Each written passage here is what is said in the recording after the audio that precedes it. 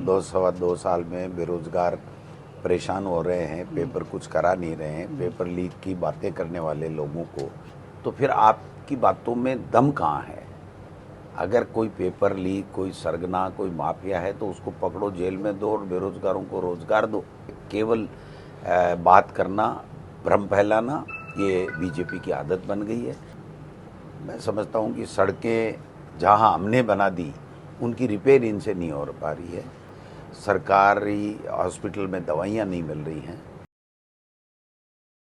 पता नहीं है, इतना कह के झूठ बोल बोल के सत्ता लूट ली। दो सवा दो साल में बेरोजगार परेशान हो रहे हैं, पेपर कुछ करा नहीं रहे हैं, पेपर लीक की बातें करने वाले लोगों को शर्म आनी चाहिए। अब सवा दो साल हो गए, जिनको पकड़ना था आप पकड़ लेते, बेवजह बदनामी की बात है। ये पेपर लीक जो है वो 2004-03 के समय से ही विभिन्न सरकारों में ये माफिया सक्रिय हुए, इन्होंने कोई कार्रवाई नहीं की।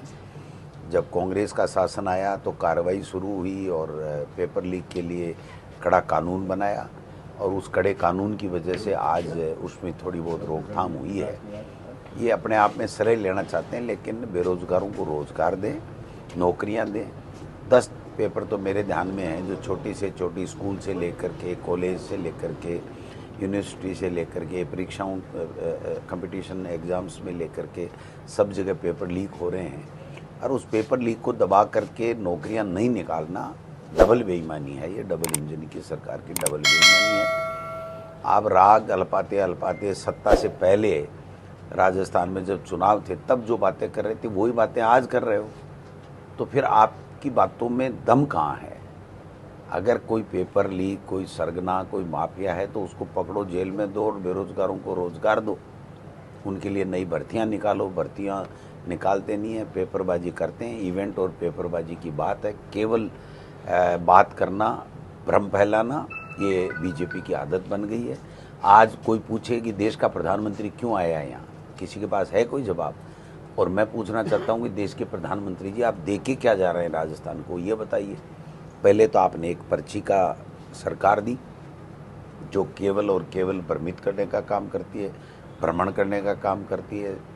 अपराधी बेखौफ हो रहे हैं, अपराध बढ़ रहा है, बलात्कार की घटनाएं बढ़ रही हैं, पीने के पानी की कोई व्यवस्था है नहीं। मैं समझता हूँ कि सड़कें जहाँ हमने बना दी उनकी रिपेयर इनसे नहीं हो पा रही है। लोग, स्वास्थ्य की जो सेवाएं हमारे समय में थी वो आज चरमरा रही हैं। प्राइवेट के अंदर कोई इलाज नहीं है लोगों का, सरकारी हॉस्पिटल में दवाइयाँ नहीं मिल रही हैं।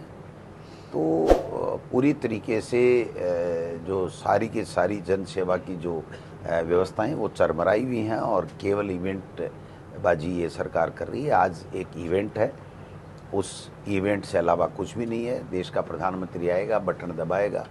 भाई, जब बजट है तो बजट खर्चा होगा, तो उसका देश के प्रधानमंत्री का ऐसा क्या उपलब्धि है कि उन्होंने कोई एआरसीपी को कोई राष्ट्रीय परियोजना घोषित कर दी हो तो बटन दबाए के जाएं?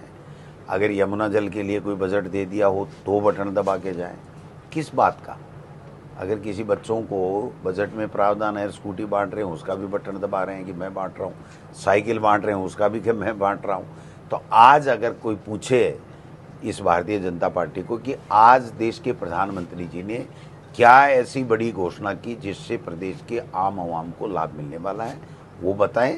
और किस प्रकार से रोजाना ही रोजाना ये कहना, डबल इंजन की सरकार होके केवल कांग्रेस पे दोषारोपण करना और दोषी को नहीं पकड़ना या दोषी होना ही नहीं, भ्रम फैलाना दोषी होने का, ये तो गलत हुआ। वो तो खुद ही करवा रहे हैं अपने होर्डिंग, पैसे तो है ही, सरकार है ही, जनता का टैक्स का पैसा है, खुद ही टकवा देते हैं। कुछ बीजेपी के लोग बेचारे आ जाते हैं भ्रम में कि हाँ मुख्यमंत्री आ रहा है, कुछ मेरा काम कर देगा। काम वाम तो धरना कुछ है नहीं, खुद का ही नहीं होता, तो ये पोस्टर टांग देते हैं। बाकी कोई इनको पूछे डीपीआर नहीं हुई, सवा दो साल के अंदर डीपीआर नहीं बनी, और आप कह रहे हो कि हमने पैसा दे दिया। बजट में लिखने से नहीं होता। 3200 करोड़ रुपए इस योजना में खर्च किए जाएंगे।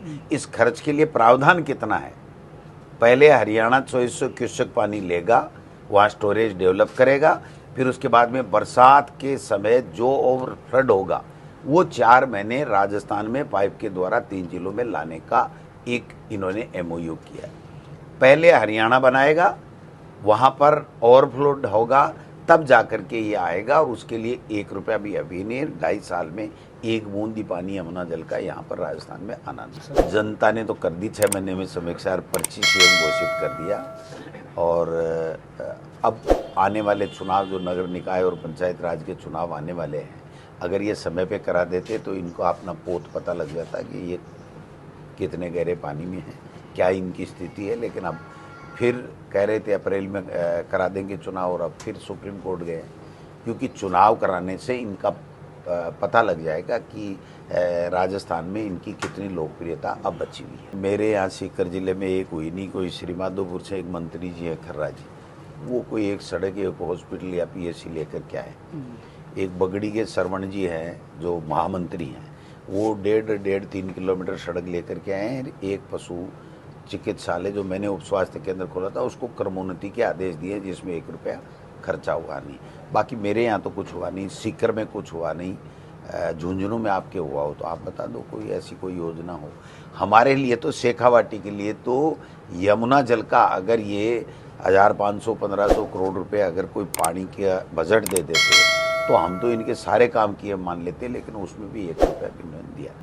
ये तो दोनों ही फैल है। जब मुखिया ही फैल हो तो सरकार तो फैल होनी है। जब मुखिया में ही दम नहीं हो, उसका कोई विजन नहीं हो, उसका काम करने का कोई तरीका नहीं हो, उसके पास में कोई ऐसी टीम नहीं हो, ऐसी कोई योजना, ठोस कार्यक्रम और योजना नहीं हो, तो फिर उसी से तो सरकार का विजन बनता है। और वही नहीं है तो फिर सरकार कहाँ से?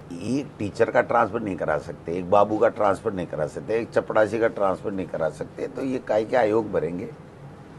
ये तो पर्ची अगर आएगी तो कुछ होगा, पर्ची नहीं आएगी तो राठौड़ साहब भी इंतजार कर रहे हैं पर्ची का, तो अब पर्ची कब आए नहीं आए, किसी चीज़ की आए नहीं आए।